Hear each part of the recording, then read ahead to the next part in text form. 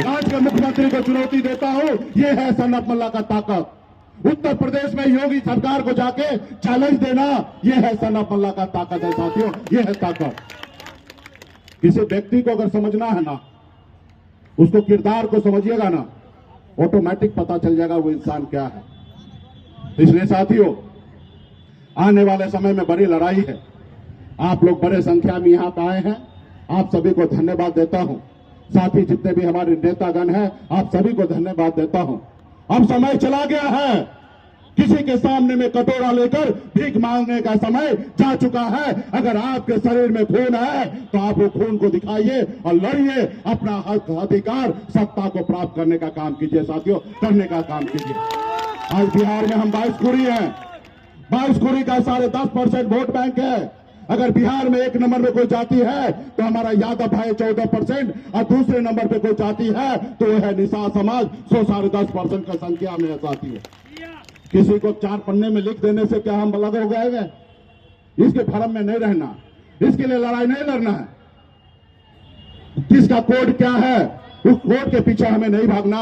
हर किसी को पता है कि बिंद हो, बिलदार हो, नोनिया हो, मला हो, चाय हो, तियर हो, बनपर हो, गोरी हो, सब एक ही निषाद है। इसमें कोई किंतु परंतु नहीं, सब में आपस में बेटी रोटी होता है और सब मिलकर हम लोग लड़ाई लड़ रहे हैं।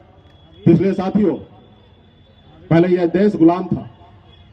जब ये देश गुलाम था तो हमारे पूर्वज ने लड़ाई लड़ा, देश को आजाद कराया। और जब देश आजाद हुआ तो बाबा साहब भीमराव अंबेडकर ने हमें एक संविधान बना के दिया और संविधान में हमें एक ताकत दिया, ऐसी ताकत दी। उन्होंने कहा राजा का बेटा राजा नहीं बनेगा, इस देश में राजा का बेटा राजा नहीं बनेगा, जिसके पास वोट होगा वही राजा बनेगा। पहले ऐसा हुआ करता था कि राजा का बेटा राजा बनता था, रानी के कोख से बच्चा जन्म लेता था, वही राजा बनता था। लेकिन जब संविधान बाबा साहब ने बना के दिया, उन्होंने कहा कि जिसके पास वोट होगा वही देश का राजा होगा, चाहे वो लालू प्रसाद यादव जी हो या मुलायम सिंह यादव जी हो या बहन मायावती जी हो, अपने वोट के दम पर राज्य का मुख्यमंत्री बना साथियों, राज्य का मुख्यमंत्री बना। कल आप भी अपने वोट को ताकत को समझिएगा, अपने नेता अपने दल के साथ रखिएगा, तो आपका बेटा भी, आपका भाई भी, आपके आने वाला पीढ़ी भी राज्य का मुख्यमंत्री बन जाएगा साथियों, राज्य का मुख्यमंत्री बन जाएगा। चाहे वार्ड का चुनाव हो, चाहे मुखिया का चुनाव हो या सांसद या विधायक का चुनाव हो, अपने को हमेशा चुनाव उसी को करना है जिससे आपका समाज का कल्याण होगा। आपका अपना कौन है, पराया कौन है, उसको समझना पड़ेगा, तब जाके आपका समाज आगे बढ़ेगा साथियों, तब जाके आगे बढ़ेगा। आज बिहार में हम इस मुकाम तक पहुंचे हैं, हमें किसी ने हमारा विरासत हमें नहीं दिया कि बाप दादा ने हमारे लिए पॉलिटिकल पार्टी बना के दिया। अगर दिए होते तो डायरेक्ट हम डिप्टी सीएम और मुख्यमंत्री बन जाते, लेकिन नहीं भी मिला। आज हमें संघर्ष करना पड़ रहा है। आज अगर हम संघर्ष करेंगे तब हमारे आने वाला पीढ़ी को बगैर संघर्ष किए हुए राज्य का मुख्यमंत्री बनेगा साथियों, जैसे तेजस्वी प्रसाद यादव बन गए। तो आने वाला समय में बहुत सी लड़ाई है। आप लोग आए इसके लिए बहुत बहुत धन्यवाद। एक होइए, आपस में लड़ाई नहीं लड़िए, आपस में कम ज्यादा होगा। कल आप हमारे साथ थे, किसी कारण कुछ होगा, आप हमसे दूर हो जाइएगा, लेकिन कुछ देर के लिए होइए और अपने आने वाला पीढ़ी के लिए लड़ाई लड़िए। किसके घर में लड़ाई नहीं होता है, मियां बीवी में लड़ाई होता है, भाई भाई में लड़ाई होता है, लेकिन लड़ाई फिर आपस में सुलह होता है। हमें जैसे आपने निमंत्रण दिया, हमें बहुत खुशी हुआ कि आप हमारे अपने हैं। आपके हक अधिकार के लिए आप भी लड़िए, हम भी लड़ते हैं। अगर आप और हम लड़ाई लड़ते रहेंगे तो समाज बर्बाद हो जाएगा, क्योंकि हमसे लड़ने के लिए देश के प्रधानमंत्री हैं, हमसे लड़ने के लिए देश के गृह मंत्री हैं, हमसे लड़ने के लिए राज्य का मुख्यमंत्री हैं। और जब तक आप हमारे साथ रहिएगा, दुनिया का कोई ताकत नहीं है, कोई माई का लाल नहीं है कि सनत मल्ला को हरा देगा। जिस रोज आप हमारा साथ छोड़िएगा उसी रोज हम हारेंगे, वरना जब तक आप हमारे साथ रहिएगा, दुनिया का कोई ताकत नहीं कि मुकेश सहनी को हरा देगा साथियों। इसलिए हम सभी को एक साथ रहना है। आने वाला समय में जो आपका उद्देश्य है वो उद्देश्य पूरा करेंगे। हमारी एक नहीं लड़ाई है कि एक दो सांसद की लड़ाई लड़ना है, हमें अपना बिहार में सरकार बनाना है, हमें ऐसी शक्ति चाहिए कि दिल्ली में जिनकी भी सरकार बने वो हमारी बात माने। इससे पहले भले 4 ही विधायक था मेरे पास और बीजेपी वाले के 74 गो था, लेकिन हमारा 4 गो ही था। अगर हम चाहते तो सरकार गिरा सकते थे। उस समय में मुख्यमंत्री से मिलने के लिए, जाने के लिए हमें टाइम नहीं लेना पड़ता था, सीधा निकलते थे, जाते थे। जो हम चाहते थे वो सरकार में होता था। कल्पना कीजिए 4 विधायक में मैंने ऐसा कर दिया है। और जब 40 होगा तब क्या होगा?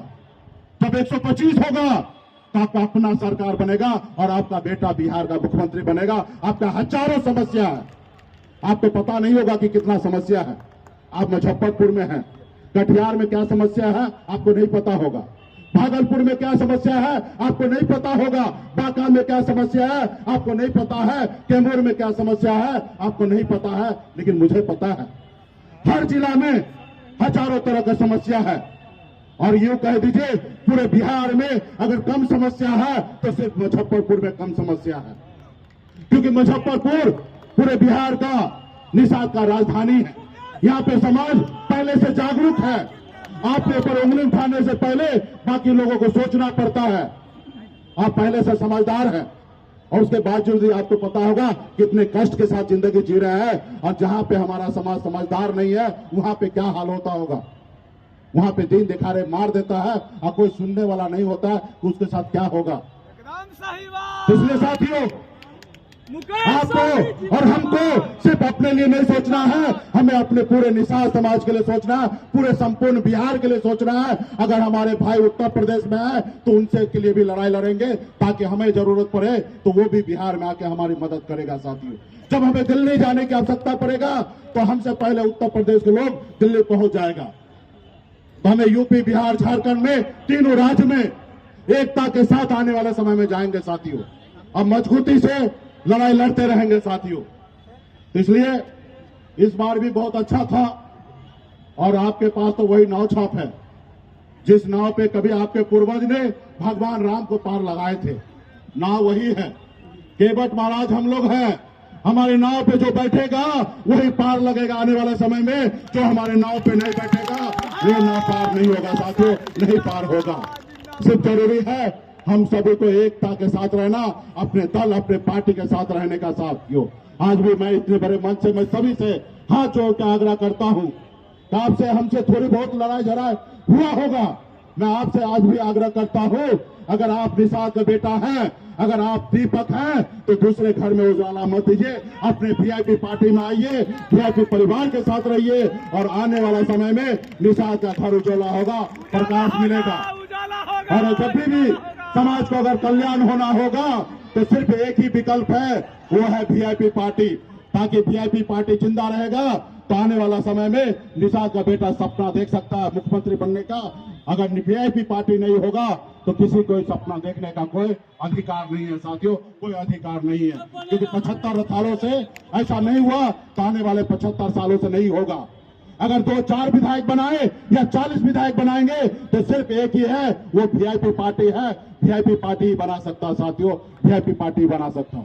इसलिए तमाम हमारे सभी नेतागण, सभी माता बहन को, सभी हमारे नेतागण को, सभी को बहुत बहुत धन्यवाद देता हूं कि आप सभी को मजबूती से हम सब आगे बढ़ेंगे और बड़ी लड़ाई लड़ेंगे साथियों। बहुत बहुत धन्यवाद।